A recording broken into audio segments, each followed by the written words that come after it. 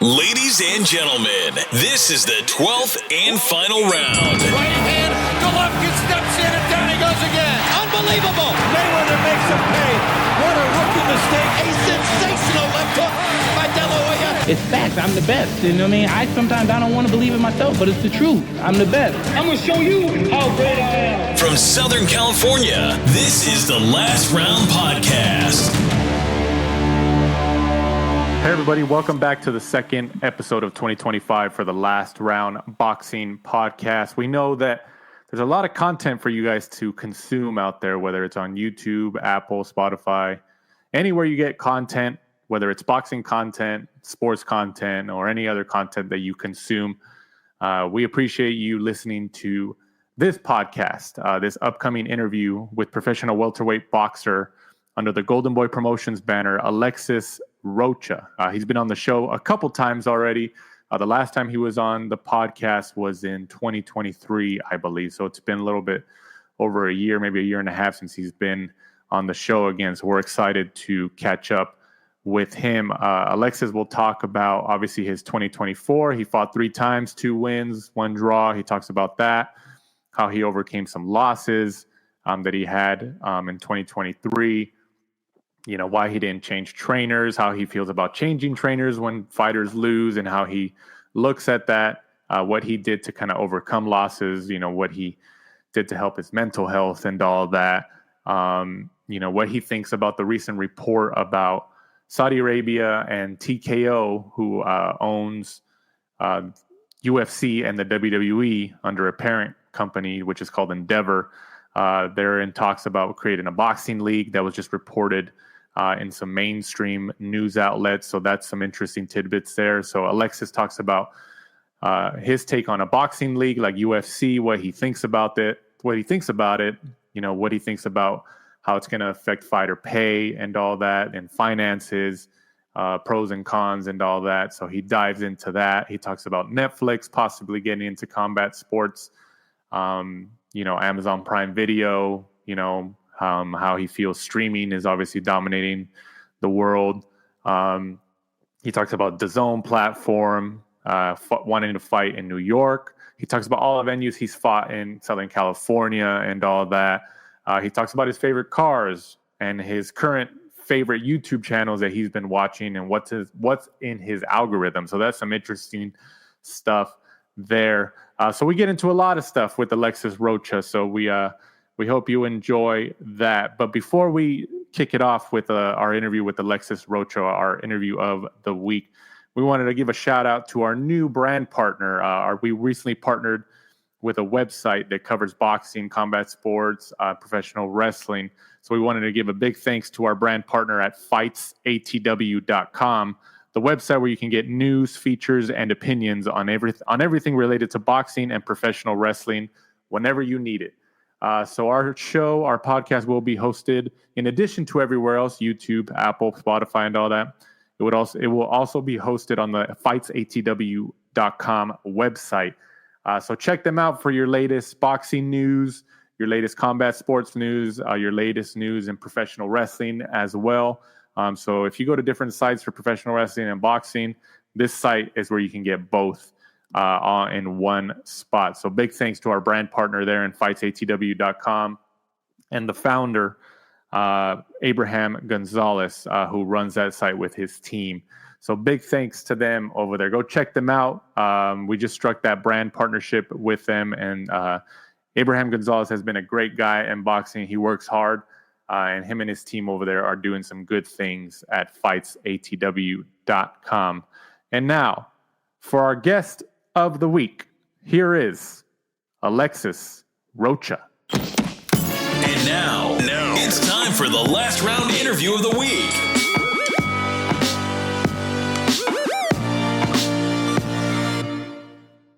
Welcome back, man. Welcome back. So I wanted to start with kind of the venues that you fought since you turned pro. I'm going to go through a list. If I'm missing one, you let me know. You fought at, most recently, the Toyota Arena in Ontario, California, Fantasy Springs Casino, the YouTube Theater, the Kia Forum, the Pachanga Arena, the Staples Center, a.k.a. Crypto Arena, the Galen Center at USC, the Honda Center, Dignity Health Sports Park, which used to be StubHub and all that, the Hangar in Costa Mesa, California.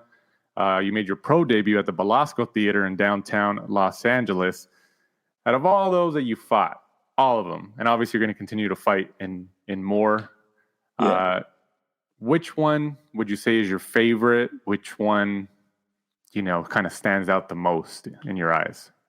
That stands out the most. I mean, they're all great arenas. I think my personal favorite would probably be the Honda Center, due that it's so close to my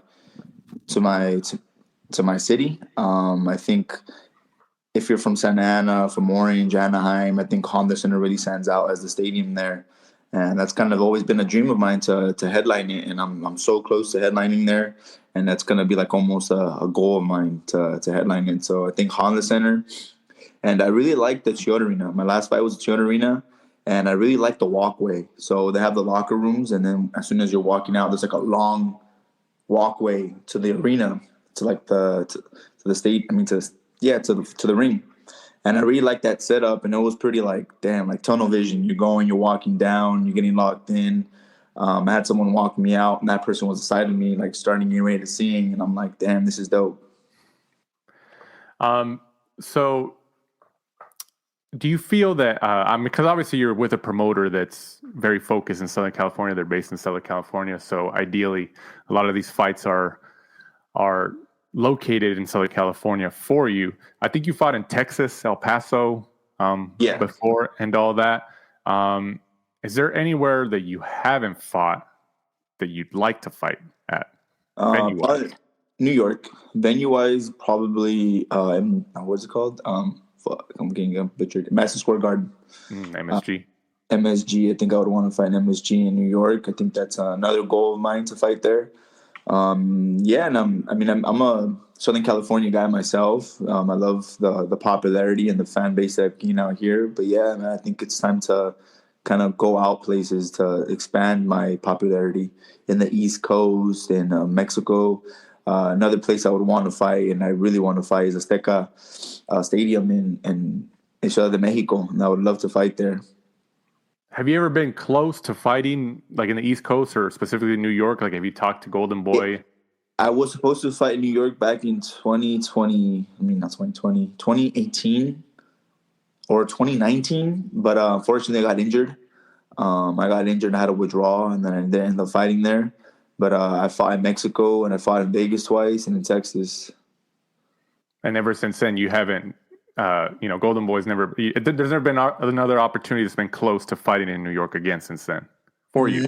Not in New York. There's been talks of like fighting in Vegas. But yeah, they've also mentioned like, East Coast, somewhere in the East Coast would be nice to have you, to start building your popularity over there. What about overseas? Like, obviously England, London, they have passionate fans. Yeah, very passionate fans. And I've seen the Wembley Stadium when they go out and they're singing Sweet Caroline. That'd be badass going out there and then seeing the atmosphere. But I heard my English fans are freaking crazy, man. Yeah. We were talking about these venues, obviously, and you mentioned how the Honda Center is obviously close to your home. Mm-hmm. Same county right there where you grew up and all that. And you said, it's easier for a lot of people who you grew up around with or who are, live around that area that you grew up with to go to that venue, obviously right there in Anaheim, California. Yeah. Do you ever fight in like other places? Like, let's just say when you fought at Crypto Arena or the Kia Forum and, people hit you up before like, man, I don't know, that's too far. When are you fighting at the Honda Center again? Nah, never. Like that? Nah, never. Actually, they've been like, whatever you fight. Especially like people that I know and people that I don't know, like fans. They'll hit me up on Instagram, like, hey, when's your next fight? Like, we'll drive there. Like, we don't care where it's at. We'll hop on a plane. I'm like, damn, that's pretty sick to have fans like that. They'll follow me to go wherever I fight. But no, LA's 30 minutes, 40 minutes away from where I'm at. When, because you do have like a fan base, especially a fan base that follows you all over Southern California. We've seen that. At what point or what fight, if you can remember, did you realize like you had a foundation of a fan base there? You're like, oh shit, this is okay. I'm building something here. 2020 when I fought at the Honda Center, that was against Brad Solomon. I remember they announced my name, and I started walking out to the ring, and I just heard people. It kind of scared me a little bit. I'm like, oh shit, all these people are here to see me. I mean, it pumped me up, obviously, as a fighter, as any athlete would want to walk out to cheers of roaring fans, screaming their name or screaming for them. But I was like, oh damn, I was a little consumed by all the fans. I'm like, damn, this is kind of like I haven't experienced this, and this is the first time experiencing it. I mean, I didn't really soak it in. You know, it was so new to me, and that's when I was like, damn, I have a really good fan base. Is there anywhere else? I mean, you've pretty much fought in almost all venues in Southern California. I mean, is there any one of them that you haven't fought in? I mean, you said the Honda Center. Like you fought there, but I mean, is there any other one that you haven't fought in? I mean, I can't think of one. I haven't fought in. Let me see. I mean, you got that new one in Inglewood, the Intuit Dome, where the Clippers play, but I mean, that's brand new. That's brand new. That'd be cool if Golden Boy does a show there in the future. But no, I haven't. I think you've hit them all, man. Yeah, basically. Mostly. Yeah, mostly, pretty much all of them. All the major stadiums or arenas that you could think of in Southern California, yeah, I fought in them. I think it might be time to move it to go to New York, man. You kind of already hit them all here. Might as well expand a little bit, right? It would be sick. What do you think? You made your debut at the Belasco Theater in 2016, man. I remember that.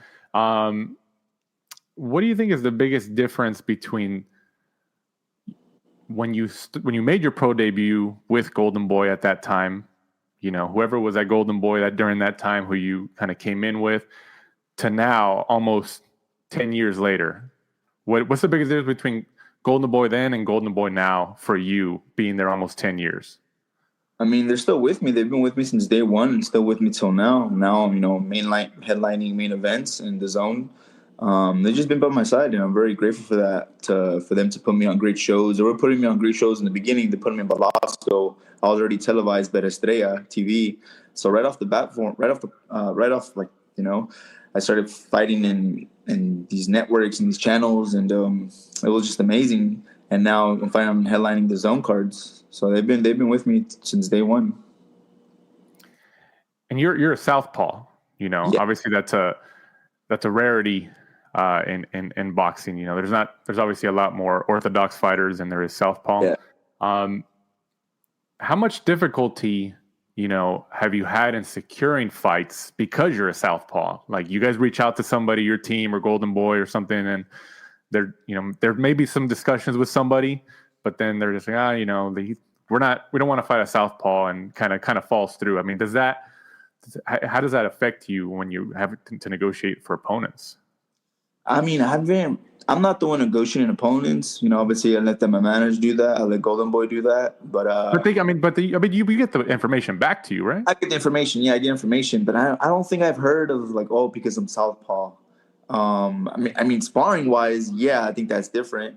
If I was sparring and I don't want to go to some local gyms, or if I wanted to like go somewhere there, you know, it's not a name, but it's someone that I want to get work with that is coming up, and they're like, oh, well, we're fighting a right-handed fighter. We can't spar with southpaws right now. Then that's when I'm like, oh, okay. Or vice versa, when people need southpaw sparring, they usually hit me up. And I've been in so many camps with Canelo Alvarez when he fought James Kirkland, when Terrence Crawford unified at 140 with I forgot his name. They hit Ndongo? Ndongo, yeah, they hit me up to go over there. I mean, to go to LA because he was going to be for a press conference somewhere around here. Manny Pacquiao, when he was supposed to fight Errol Spence, they reached out to me. I spent 5 weeks with Manny. Josh Taylor flew me out to England to go spar with him for Regis Prograis. I was out there another 5 weeks. Who else? I'm sure Mike Garcia, when he fought Errol Spence as well, sparred with him. And there's been another camp where I sparred in Big Bear for another 5 weeks too. So the work for sparring is like, it's very limited in Southern California, or for certain styles. Then they'll call me up or something. But you've never because you know, like, obviously as your profile grows and you get more wins and, you know, more world championships and just start making more money in the sport, you know, you start gaining more power. You know, like we'll talk about it in a second, but like your last fight last month with Raul Curiel, and you guys had that face-to-face just before the fight, and you guys were kind of going back and forth, and you kind of told them, "Oh, it says Rocha first. It says Rocha versus." So you're as your popularity goes up, obviously you get a little bit more negotiation power and all that. But you've never ran into any instance where an opponent or a team is just like, "Oh, well, he's a southpaw. Like, if you guys want us to fight him, you guys have to offer us this or that or more." Bro, honestly, I haven't heard about that. I'm sure, but it just can't come to my attention right now. I need to really think about it. Because I don't know. I mean, we typically know 8 weeks before. It's not like we're knowing 2 weeks before for a big fight. So it's more of we need the proper time to fight for a southpaw. I think there's been some instances where fights fell off from my opponent, and they try to put another one 4 weeks, 5 weeks, and they said, "No, we need a full training camp to fight him." What do you think is the biggest difference between you fighting another southpaw and you fighting an orthodox fighter? Like, what is the biggest differences between those stances? It's the reverse. It kind of confuses me as well, because when we both pop our jabs, we both hit each other, and that's very rare when you go with an orthodox and southpaw. It's just kind of the reverse of things. You got to move around different to throw them off, and it's just.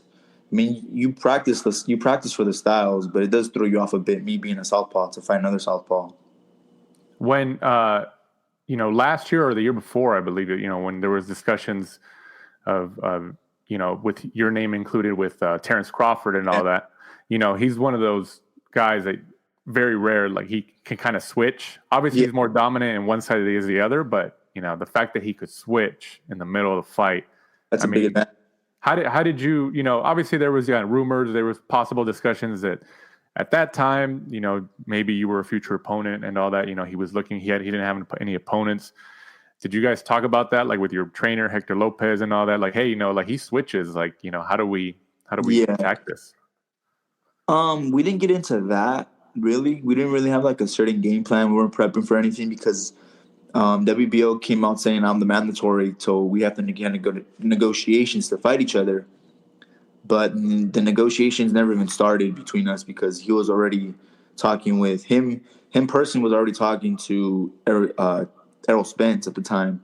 So negotiations never talked for us. So we were just kind of like, we'll see. We'll kind of go with the flow, Golden Boy was keeping us informed day by day, and they really didn't have any negotiations.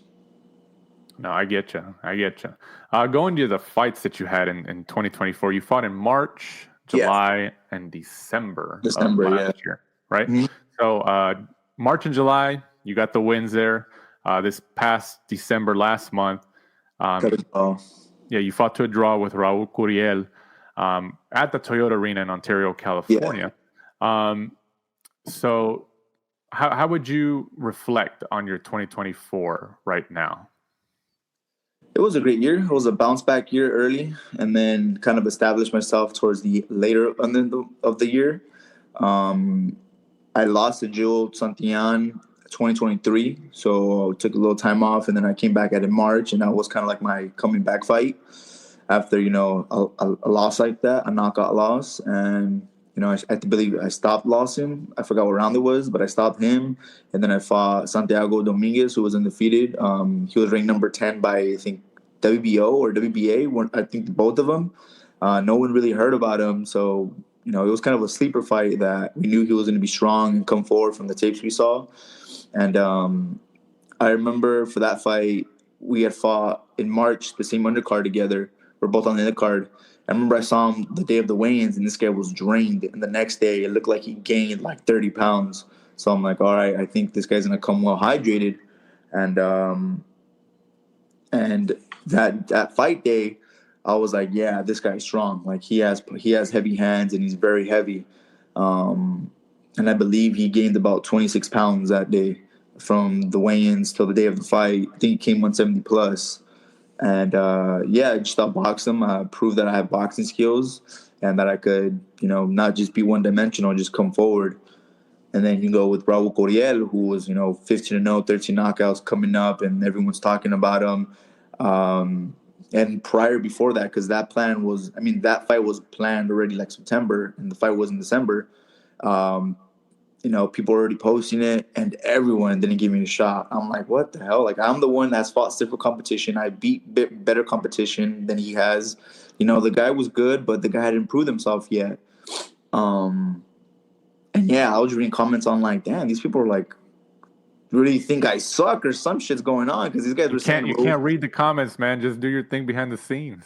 It's kind of hard not to, especially when people tag me on a post and like the first thing would be there is the comments. But typically, if I go, let's say if I'm in the gym working out and someone tags me during the time I'm working out, so I haven't been able to check it, I'll go back to it. I'll like the photo or like the video, but I won't read the comments. It's typically if it's like it's posted and I'm like on Instagram, and I'll just read a comment or two. But yeah, comments are very fucking negative, and those guys don't pay my bills. So why am I gonna lose sleep or stress over something they say? But yeah, those guys were all saying like I wasn't gonna get knocked out, blah blah blah.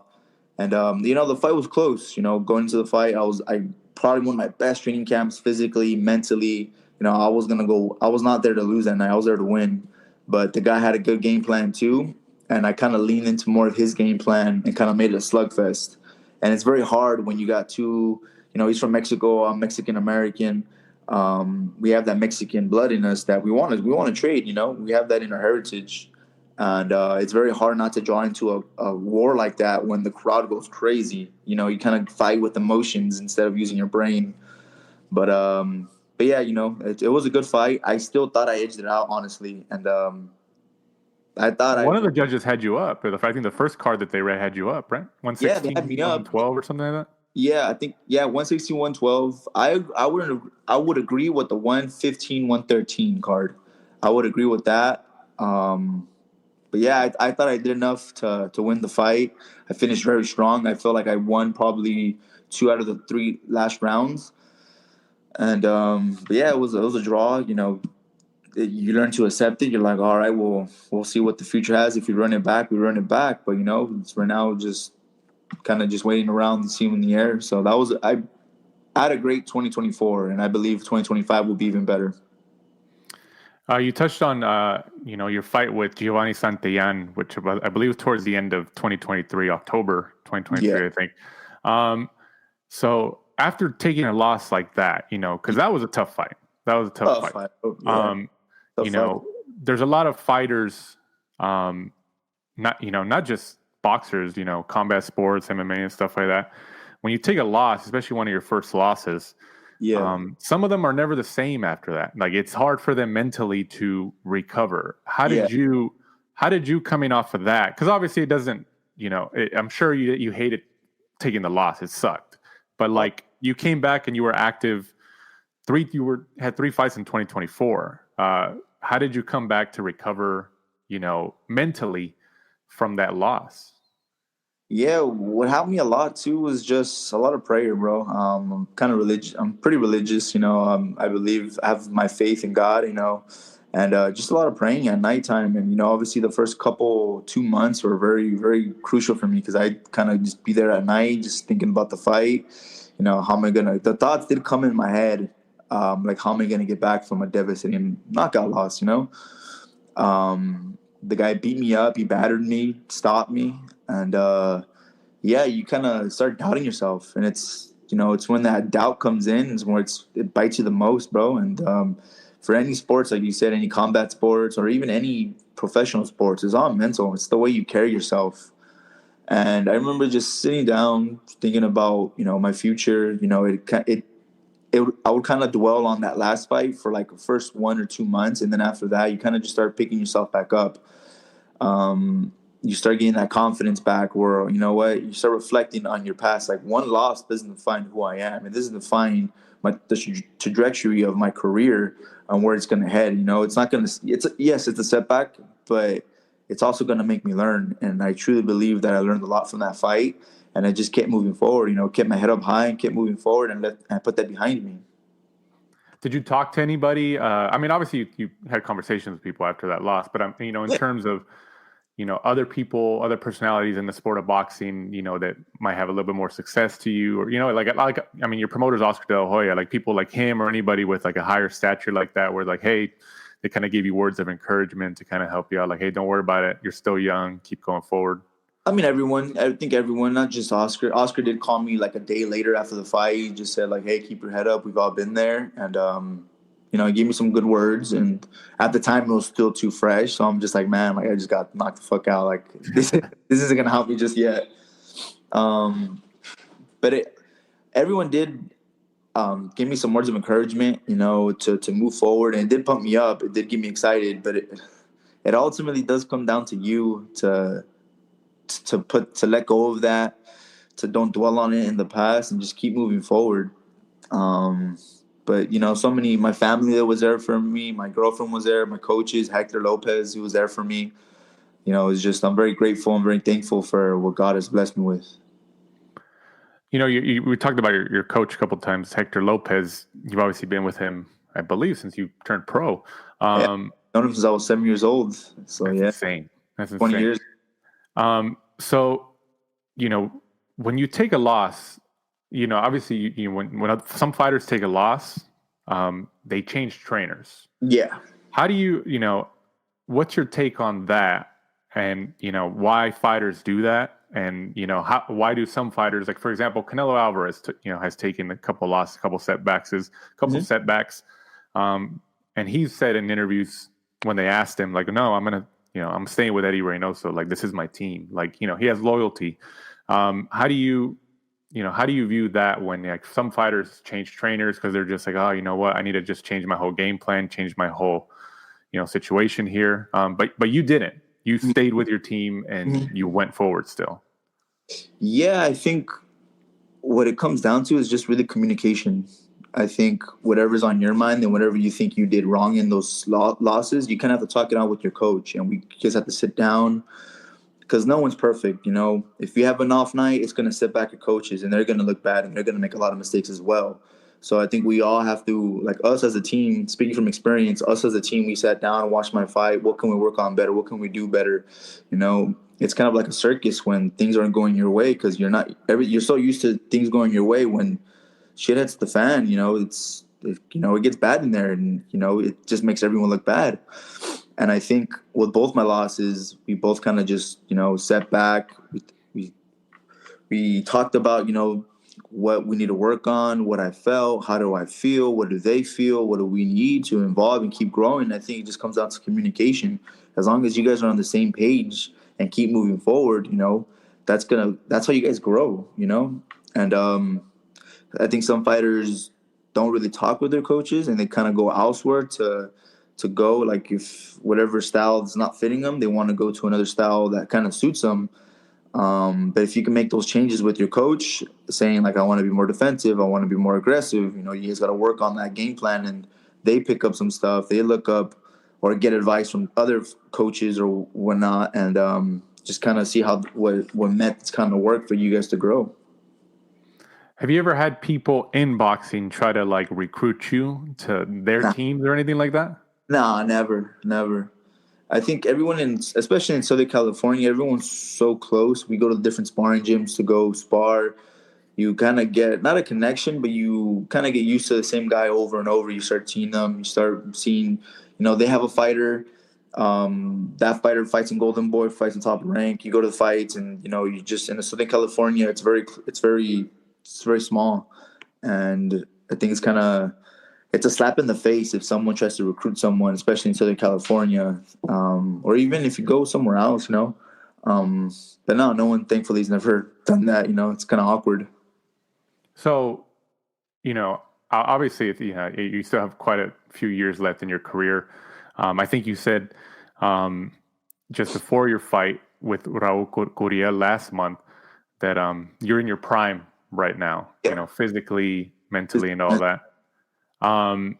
But, how do you, in terms of that draw that you had with him, and then also the Santillan loss that you had in the end of 2023, and, you're coming off a draw, and then there's obviously been, talks, or not talks, but just, people online talking about like, oh, are they going to run it back with Santillan? Because Santillan also fought in December, and it seems like he's also staying on a similar fight schedule as you. I mean, how do you proceed in 2025? Obviously, Curiel fights, you guys fight under the same banner, so that's obviously going to be a little bit easier to make. But, how do you proceed with, ideally those two names at the moment? How do you move forward? You just keep moving forward of, what you got to talk to your promoter and see what you guys want. If you guys are on the same page as well, to see what the plans are for you. And, if we run it back with Curiel, then, then we run it back, and it's just got to make sense. And at the end of the day too, it's also a business. So we'll talk. I've never ducked a fight, and I never will duck a fight. As long as it makes sense, then we're going to go. But I ultimately, and I truly believe that I deserve a world title shot. I've suffered 2 losses. I've bounced back from them. I fought undefeated fighters. I fought 6 undefeated fighters to my name already. Lost to some, yes, but I've also beat some as well. Obviously got a draw with Curiel, but I think a world title shot would be ideal.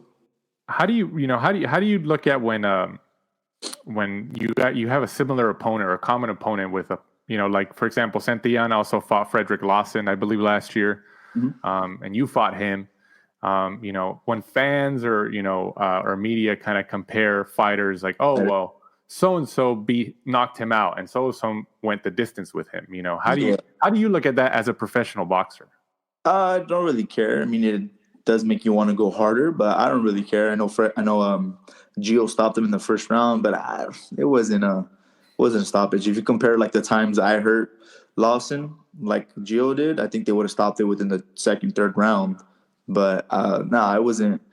I don't think it was bad. I mean, I think it was a really bad stoppage when that happened. But for fighters, it makes you want to go harder. It makes you want to push harder and be like, all right, well, this guy's not better than me. But also, styles do make fights. So, what did you think of Gio's loss to Brian Norman Jr.?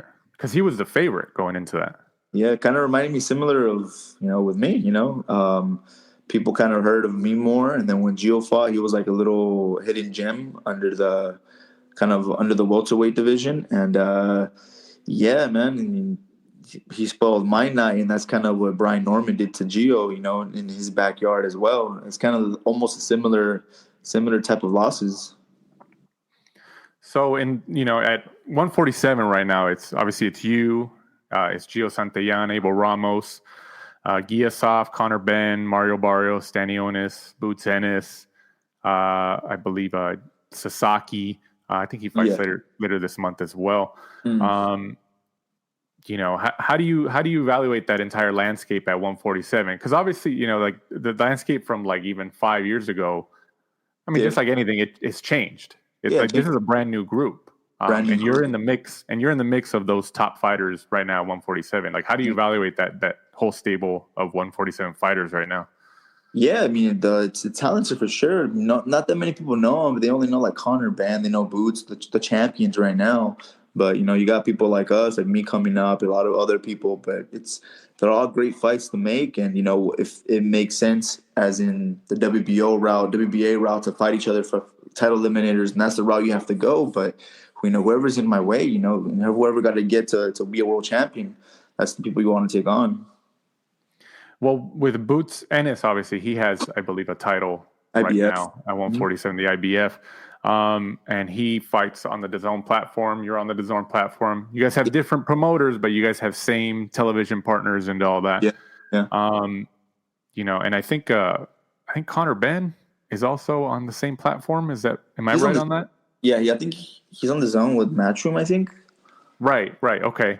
Wasn't there, I don't know if it was discussions, but wasn't there some rumors or maybe some information within the last year or so that maybe you were linked to Conor Benn, or there was kind of discussions there or anything like that? I believe I called them out after one of my fights. I think that might have been what it was. Yeah, just to see if it makes sense, and it made sense at the time because we were both up and comers coming out. We both kind of established ourselves somewhat in the division. I know he's coming off that band But yeah, like I said, if it makes sense for an intern, for an eliminator, for a world title, then that's the fight we'll take. Is that, in your at this point in your career right now, coming off with 2 wins in 2024 and 1 draw, how do you look at deciding what your next fight is in terms of, okay, you obviously want to avenge eventually maybe the fight against Santillan, and then you want to get a win against Curiel because you had a draw there. Those are always going to be something people talk about, like, oh, well, he had a draw with this guy, he had a loss with this guy. But like you said, if there's an opportunity for an eliminator or a title shot, that's obviously going to take precedent over any other fights before that, right? Yeah, exactly. I mean, whatever the best is going to be for my career and whatever I think it's going to catapult me in the right direction, that's the fight we're going to take. We just got to sit down with Golden Boy and just kind of, just sit down and just talk with them, like, what's the plan, what's going on. And yeah, I actually believe I'm ready for whatever. So I don't really care, bro. Are you looking at another 3 times this year? Fights? God willing, yes. God willing, everything goes good this year. My body's healthy. I get the victories. But yeah, I do plan to fight 3 times this year. How do you look at activity? Because obviously you're very active. You have been since you turned pro. Yeah, I think 20. How much fights has it been? I don't know, 12 fights in the last 3 years, I think. Yeah, so somewhere around there. Yeah, you're obviously very active. If you compare it to a lot of other, I guess, more even other fighters at your similar profile, a lot of them aren't fighting nearly as much as you are. Like how do you look at that? Because obviously, with Golden Boy and De La Hoya, he's always said they've always been the ones like, okay, we want to keep our guys active. Like we're going to offer them fights, and it's their job to accept it or decline it or try to make find another opponent, and we're trying to keep them active. Yeah, I mean, activity plays a big role, and then Golden Boys really helped me be active, and activity matters, man. You can't just be sitting on the shelf because you're going to get expired, and, you're going to build ring rust, and you're going to, sit there. If you're training in the gym, if you're training in the gym, it's a good thing, but it also doesn't compare to going in the fight and actually fighting itself, because that's when you truly shake out the cobwebs, where you go in, you make the weight, you go and you fight in front of people, in front of the cameras. You can spar as much as you want, but if you go in the ring, it's a whole different story. And that's only going to get you better. It's going to get experience under your belt, and that's how you learn, and that's you keep getting better. You can stay in the gym, stay sharp, but, the fights is where it's going to be at. And I've thankfully, I've trusted myself, trusted my team, and I've always been ready. I've always been in the gym, being ready and grinding, so when my time gets called, my time comes, and I'll be ready to take on the fights. And I think we've asked you this pretty much every time since you've come on, because you've been at 147 for a while. Your body's good, making the weight good. You're gonna still stay there. Yeah, I'm still gonna stay. I'm not the biggest welterweight. I'm a good size for the welterweight. If anything, you want to put me on the smaller end of a welterweight scale of compare me to other fighters. I'm strong in this weight class. Don't get me wrong. I'm fast. I'm strong. I got skills to compete in the weight class. But yeah, I don't see myself going up to 154. 140 would be a little bit too much. Maybe the most I can probably get down is 143, being really dehydrated. And that's still an extra 3 pounds to make the 140 division. So I plan on staying here for as long as I can make it healthy. So if anybody at 154, you got guys like Crawford up there, Madrimov, Fundora, Barboza, Jose Ramirez, Jesus Ramos, Conwell, Jack Catterall, just to name a few guys, Tim Zhu. If any of those guys or maybe ones that pops into your head was just like, hey, they reached out to you or Golden Boy, or even if you guys are in the same promoter, and they're just like, hey, does Rocha, is he willing to come to 154 for us? Or, I mean, obviously you said like you're on the lower side. Is there anybody you would go up for? Anyone that has the belt, if they give me a shot, then yeah, I think that me and my team would sit down and consider it. Has that been close? Like any potentials at 154? No one at 154. But like I said, they're in their weight division. Why are they going to want to call up a 147 to move up? Well, I mean, like it does happen. Yeah, you're right. It has happened. You never know. Imagine I get a call later on today saying, "Hey, we maybe got a title shot." I'm like, "Oh shit, Danny called it." I mean, you never know. Yeah. Like, I mean, you've been a professional for almost a decade now, and Yeah. some people turn down fights and they have to just go down the list. Like, okay, we asked everybody in this division. We're just going to have to go to the ones right below to see if anybody wants to come up. Yeah. Yeah. I mean, that's true. It could happen in the future. So, never say never. And then next month you got Catterall versus Barboza, and then you have Prograis versus Oscar Duarte. Yeah. Which is right there at the Honda Center. Well, I don't think it's officially been announced, but it hasn't officially been announced. But that's a great fight. Yeah, but it's on the Athletic Commission website for California. So if it's on there, that's like, oh, dang. I'm pretty sure it might happen. So it's not announced yet. But what's your take on first the Catterall Barboza fight? And Barboza is obviously a Golden Boy stablemate as well. What do you think about this fight? Yeah, I mean, Catterall's a good guy. He's put up the upset with Josh Taylor in the rematch. A lot of people said he should have won the first one, but they gave the advantage to Josh Taylor, him being, Scottish in Scotland, and give him the victory. He beat Regis Prograis as well. So Catterall's no joke, man. It's gonna be a good fight for Arnold Barboza. But I know Arnold personally, and that guy's hungry. He grinds. I've seen him. I sparred with him back in the day, and I know what he's all about. He's very strong for 140. He's a big 40-pounder too. But he's very dedicated and very hungry in this game. So I don't know. That's a toss-up, man. But if I were to pull up for anyone, it'd be Barboza. Me knowing him. And what about Regis Prograis versus Oscar Duarte? Which it's not official as of today, but it seems like it's getting there. It's gonna be a good fight. Regis is almost on the back end of his career, where he's fought for world titles. He's come up short, but he hasn't taken beatings like that. He's never been knocked out. He hasn't taken beatings like that, so he might be fresh. Oscar Duarte, who's also another guy I know personally, he's freaking hungry, and this guy comes to win.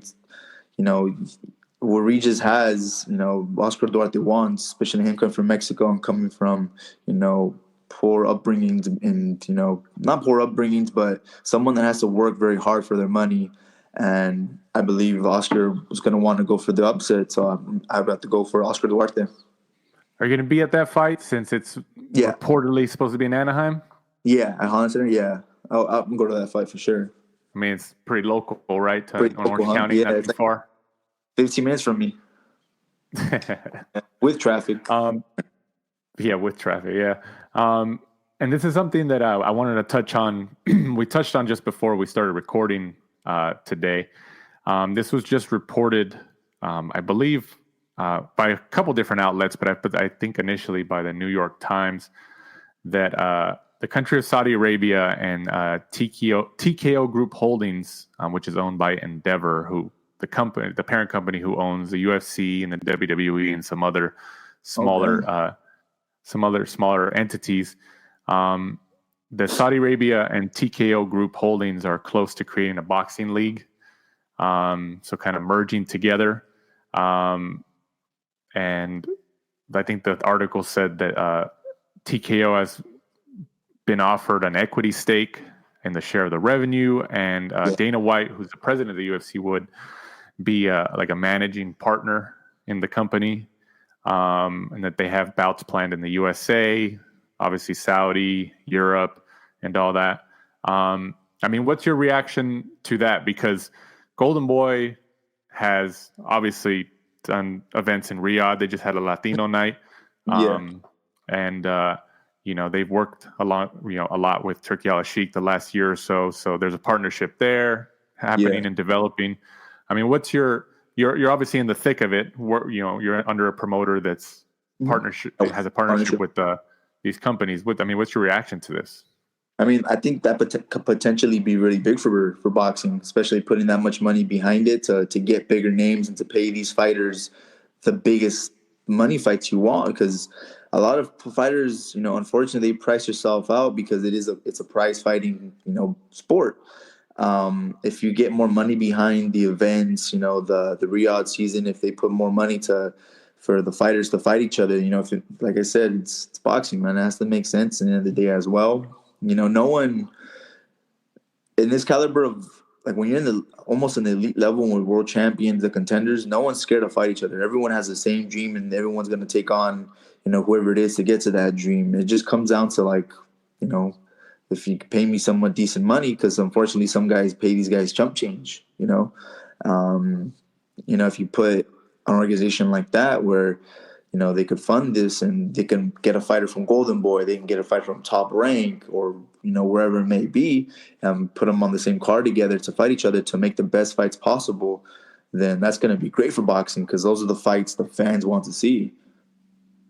How do you respond to the criticism from people who, fans and, media and some other people who say, like, oh, if you create a league like UFC, it's kind of more monopolizing it, and then the fighters, because UFC, like, there's people who, who criticize, like, the pay that UFC fighters get, that they should be getting more. I mean, like, you're a professional fighter, you're a professional boxer, and with this report coming out between Saudi Arabia and TKO possibly merging or creating a league,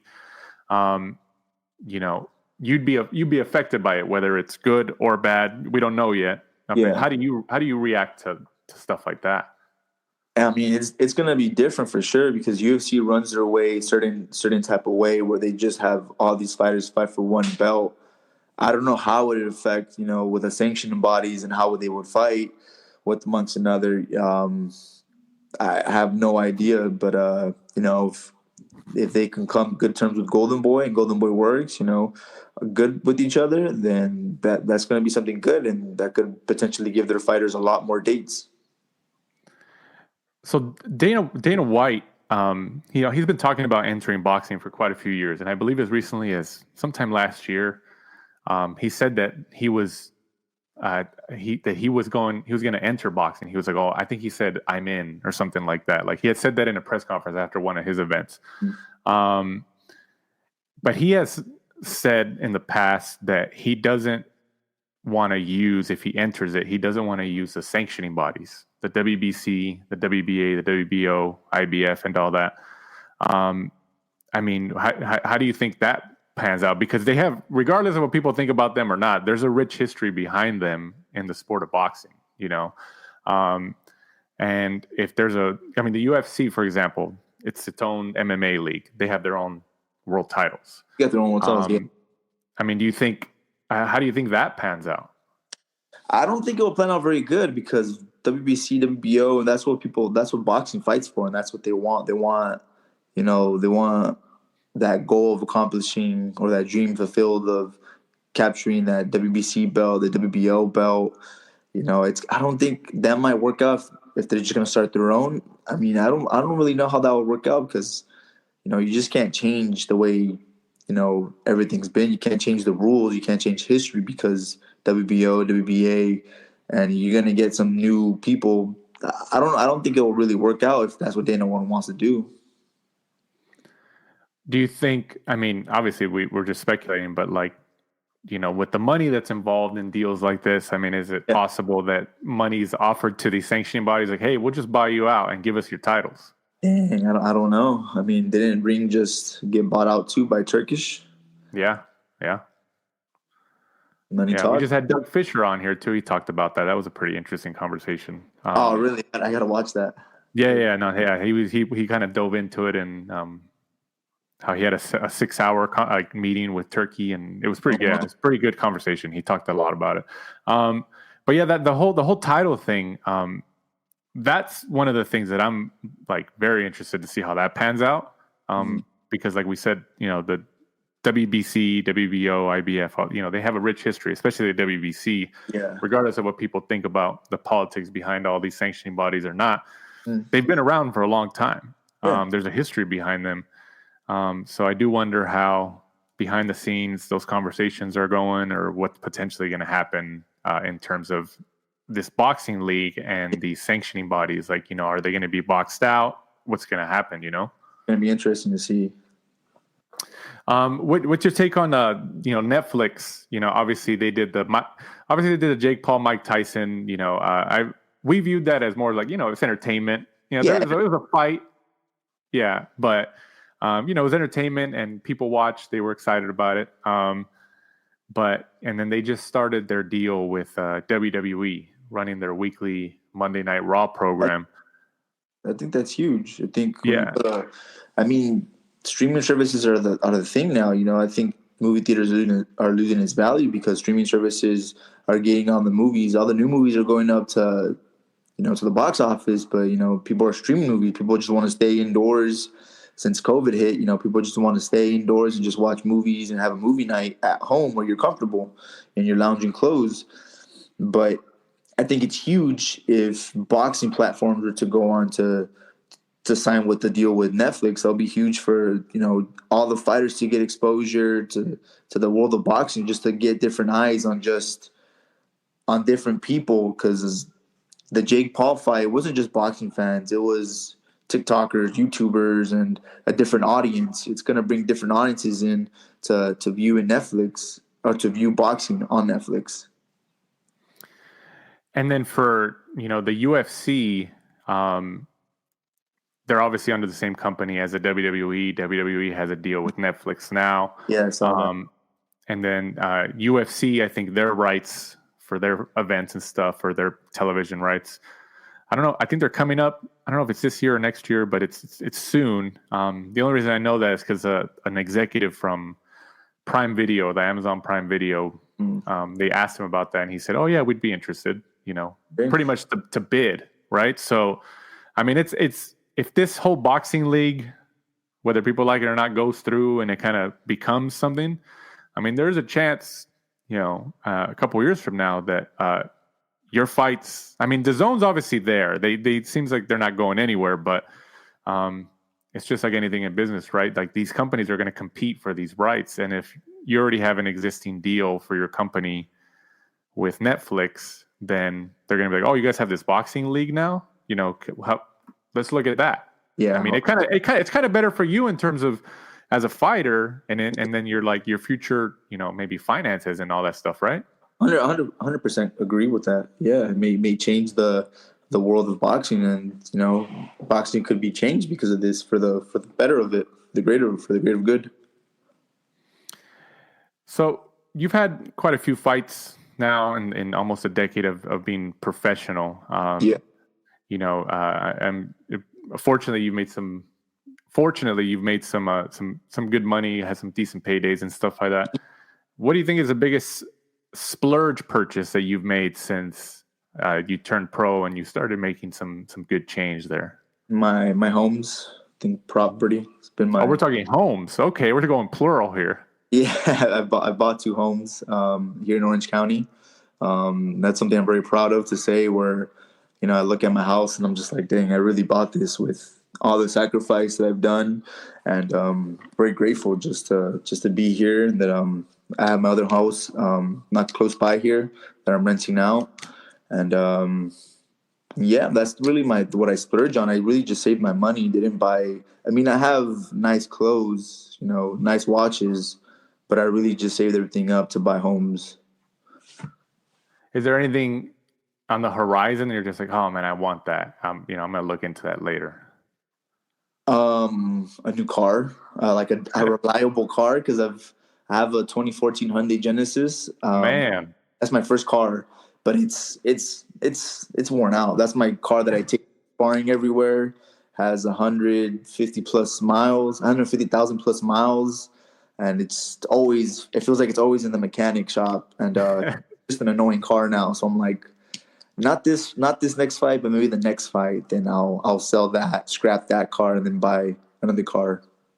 What cars kind of catch your eye right now? What models and stuff like that, brands? Oh man, I haven't really looked into it, but I have 2 cars. I have that one and another Corvette. My Corvette's like my weekend car that I love going on the weekend with, and I haven't really looked at other cars. I mean, like I said, I've been looking at property to buy within the last year, and that's really caught my eye to just invest in that, in the future. And I think that's always important and something smart to do, because property is never going to go down. If it does, it might be a tad bit. Are you a gas powered car guy or an electric car guy? I'm a gas type of guy. Yeah. Not So really. you wouldn't consider electric? I wouldn't consider getting a Tesla. No. No. So electric, at least not in your imminent future. It's not there right now, right? No, not right now. If everything is forced to be electric, then I think I make the transition to buy an electric car. But for right now, I'm good with gas. So if only so only if there's like a law or something that says, hey, everybody has to go electric, then you would transition. You wouldn't do it willingly. Yeah, I wouldn't do it willingly. No. Are you a car guy? Like, do you like? Are you that into them, or are you just like you just like cars in general? I just like cars in general. I'm not that into them. Yeah, I'm not that into them. I'm just like, that's a nice car, and I'll look into it. And if it really catches my eye, then I'll look into it. But if people start saying all these parts about cars, I'm like, I'm lost, bro. I don't know what you're talking about. I just like the exterior and the interior, and that's it.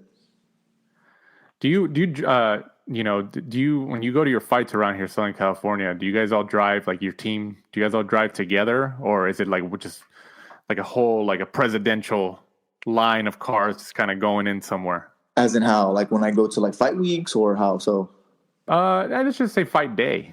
Fight day. So yeah, I have a sponsor who's the man, Abraham Perez. He's one of my sponsors. He's the founder of SOA Boxing, and they sponsor a lot gym, of. Right? Yeah, there's a gym, and yeah, he built a gym as well for all the fighters to go in and get private workouts, and when you need sparring or when the day's closed. Because my boxing gym's a community center. TKO Boxing's in. I don't know if you've been Santa Ana. In Santa Ana, I remember if you've been there. I haven't been there physically. We've been telling you for years that we're gonna go, so maybe I need to go this year now. Yeah, you got to pull up, man, whenever you want. And whenever the community center's closed, the boxing gym's closed. So typically, on those Memorial Days or holidays or whatever. So we go to SOA Boxing, and there's SOA Boxing Gym and SOA Boxing Fitness located in Orange. And so yeah, we go train there, but like typically fight day, Abraham has like a shuttle for us where all my boxing team and whoever else is going to go, like my teammates, like Johnny Cañas, Jorge Chavez, Gael Cabrera, Brian Lua, whoever's going to fight, we all go in the same shuttle and we all go together. And it's pretty cool because, we're all a team and, we all just kind of go with each other, What are kind of more individualized questions, non-boxing related? What are some of your favorite like YouTube channels right now? What are you watching? Oh man, I watch a lot of YouTubers. Who am I watching lately? I don't know if you've.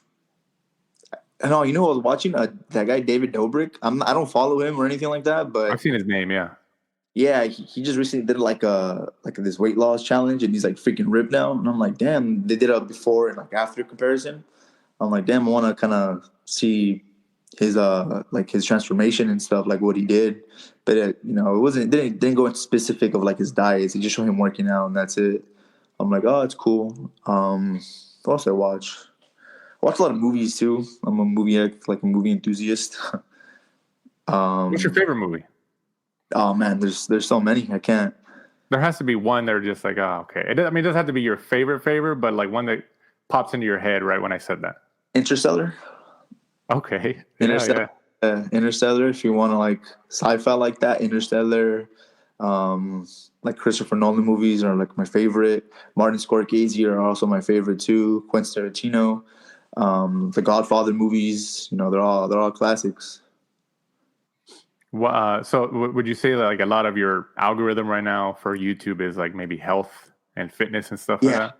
Yeah, it's health, fitness, and UFC because I love UFC as well.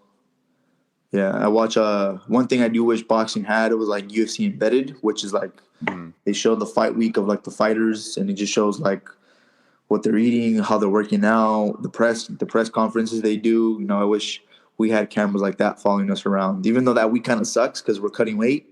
Yeah. But like when you get a camera in front of you, you're not going to feel drained or anything. You're going to have more energy. So that's something that's pretty cool. It's kind of like how the HBO and Showtime used to do HBO 24/7, Showtime All Access, right? Yeah, I wish we had like that for like fight week, and then just kind of go around behind the scenes of what we do. Have you ever thought about doing that yourself? Because, there's some fighters out there who just like they hire a team or they have their own team and they just film themselves and they post it. And, have you ever thought about doing that for yourself? Yeah, I actually have. That'd be pretty cool just to see like how people, especially for boxers, or not just boxers, for any combat sports that, they see us working out, but they don't see that week, and that weight cut is like very scientific of how much water we drink, how much fiber we're eating, carbs, the manipulation we do, the high protein. And that's something that's going to intrigue a lot of people that don't know anything about, the weight cutting and how close we bring ourselves to death, because that's what we're doing. We're dehydrating ourselves, depleting ourselves. And it's all within a scientific method of, you water load, and then you start losing it, and then you do your final weight cut where you lose 6-7 pounds, and that's when you really dehydrate yourself, and it feels like you're dying. That's something that will catch the eyes of the viewers. What's the worst workout in the boxing gym? Like, you had to pick that one, you're like, shit, this sucks. No, I love them all, man. I love all the boxing workouts. But there has to be one that it doesn't have to be the worst or that you hate it, but you're just okay, this one's gonna hit me. The speed bag. The speed bag, really? I get bored doing that, man. I get so bored. I haven't hit it in years, to be honest. I'll do it like once in a training camp, and then I'm done. But it's so boring doing that. And my speed bags are there, and just like no one even uses them anymore. Or just the beginners that are trying to learn. But that's a hard skill to develop, though. I mean, you know that, right? Yeah, it's a hard skill, but once you develop it, you're like, I'm not gonna do this anymore. I'm rather my sit-ups, my pull-ups, or whatnot, like some other strength conditioning stuff that I could do.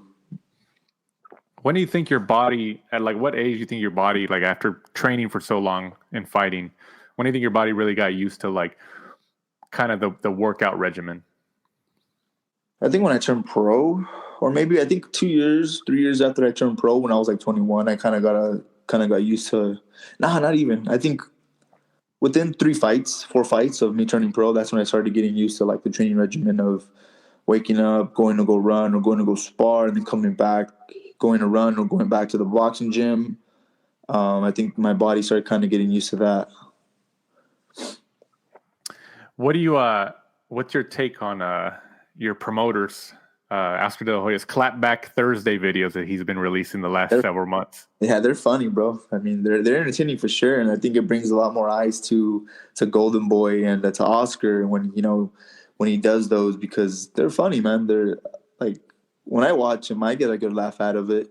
Some people might not like him, maybe think he's a little weird doing them, but if you know Oscar, then obviously he's just messing around, just having a good time. One thing that I didn't ask you about was the Curiel fight.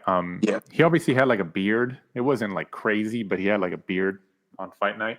Yeah. And obviously, because that's been a topic over time about different things, like Tyson Fury has a beard, and then there was discussions, I think, before this last Usyk fight and some other fights he's had, like, hey, he should shave it, and some commissions require you to shave it and stuff like that. I mean, what's your take on beards like that in boxing? Because you've been pretty much clean shaven your whole pro career, right? I mean, maybe I should grow. I can grow a beard. I don't like the way it comes out, And people let it grow out. People are like, "Hey, why don't you let it grow out?" I'm like, I look a lot older than what I do, So I choose not to. But I mean, I don't know. I don't know if it's that much cushion, to have an impact of a boxing glove hitting you. I don't know if it's that much cushion or not. So you'd be cool. I mean, yeah, you'd be cool with just having a fighter, an opponent, have a beard. I mean, obviously, maybe it's not. If it's longer, maybe you'd be like, "Hey, what's going on here?" Yeah, if it's longer, for sure. But what Curiel had, it wasn't that bad. It was barely some hairs. But right. I don't think it's something that's gonna be at disadvantage, taking my punching power away when I hit him, or when I hit him. Sorry, I don't think it really did anything. So, what are we looking at for the rest, or for this beginning of 2025? Last year, you fought your first fight, I think, was in March. Are we looking at March again? April? What are we looking at? Possibly. So they don't have a date. Possibly, maybe April, I would say. Yeah, okay. April, my next one. Okay. Well, And then hoping. potentially Southern California again? There's no talks, bro. Honestly, I haven't even talked with, my coach has talked to my promoters, Hector, who's my manager.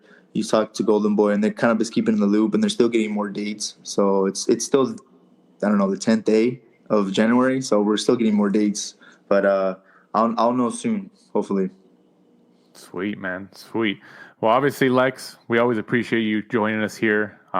You've been on quite a few times, so you're always welcome back. How's your brother doing, by the way? Ronnie, he was retired, I guess, for a while. Then he made some comebacks. So what's going on there? He's doing good, man. He's enjoying time with the family. Freaking Ronnie, man. Love that guy. He's just spending time with the family. And that's all you can do, man. People look at us like we're, these warriors, which we are. We are warriors, we're professional fighters, but we got a life. People have families, people got kids, they got a wife, they got to go back to, and we're just normal people. In the end of the day, we really are. But he's doing good, man. Very, very blessed to have Ronnie to be doing what he's doing, and him being healthy and his family healthy. Is he done now, or do you think he's still has the itch? Still don't know, man. I mean, I think as any fighters, I think when you're probably 50 years old, you're still going to have that itch. Yeah. So I have no idea. But we haven't really talked about it. He's been enjoying his family time. And if he chooses to get that itch again, then, then that's something that he's going to want to do. Then, I'm going to be his brother, support him to the best I possibly can. Sweet, man. Obviously, that's great. That's great. So before we end right here, Lex, go ahead and let everybody know where they can keep up with you, what you got going. You talked about working out at that new, well, it's not your gym, but like the SOA gym. I don't know if that's like a public thing. I know it's for private, sessions and stuff like that. But if people can maybe visit or anything, they wanted private sessions. How does that work? So first you can follow me whenever you guys want to choose to do, if you guys like me or not, whatever. You can follow me at Alexis Rocha 777 on Instagram and Twitter. I hardly use, but just on Instagram. If you guys want to choose a workout, if you guys are in Orange County, locally around Orange, Anaheim, there is SOA Fitness, and they have a membership there that you can go, and they have great coaches there. One of my coaches, Brian Pinzon, is one of the coaches there, so he has tons of experience under his belt. If you guys want to get a membership there, go get some shed some pounds, go to SOA Fitness. You can get some private lessons with him. And just make sure to tune in. Promise another good year. Awesome.